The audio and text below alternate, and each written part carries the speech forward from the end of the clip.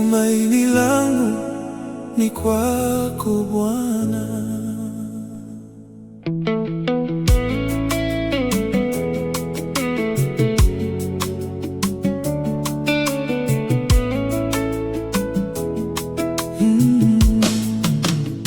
Najua upo na majaribu magumu sana, mpaka unakosa njia. Ila siku hii ya leo nataka nikuambie ya kuwa njia ya kushinda hayo majaribu ni kuwa na tumaini kwa Bwana, kuwa atatenda. Usifadhaike, maana yeye anajua majaribu yapitiayo,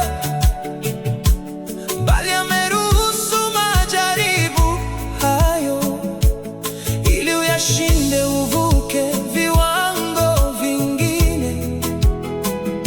Ni ngumu kwa uwezo wa kibinadamu, ila mtangulize Mungu kwa kusema,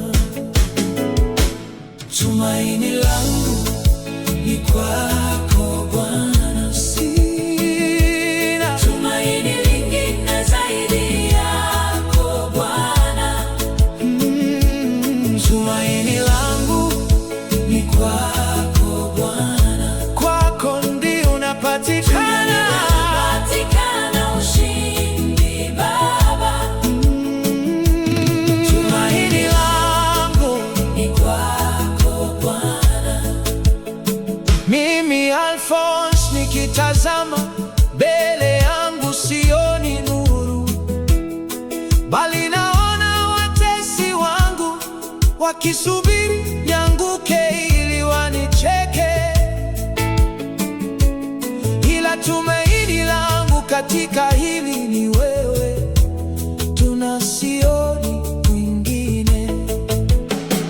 Vita yangu ni kubwa sana, bila mkono wako Bwana kuniongoza sitashinda, na kusihi pambana Bwana kwa ajili yangu. Maana nikisema nipambane, naweza pambana nikukose. Baba, nitazame mwanao kwa jicho lako lenye huruma, nipate kushinda majaribu haya.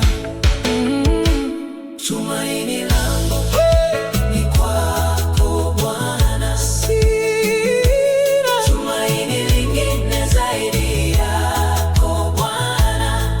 Tumaini langu ni kwako Bwana, kwako ndio unapatikana ushindi Baba. Tumaini langu ni kwako Bwana. Nimalize na Mithali 3:26 inasema, kwa kuwa Bwana atakuwa tumaini lako, naye atakulinda mguu wako usinaswe. Amen.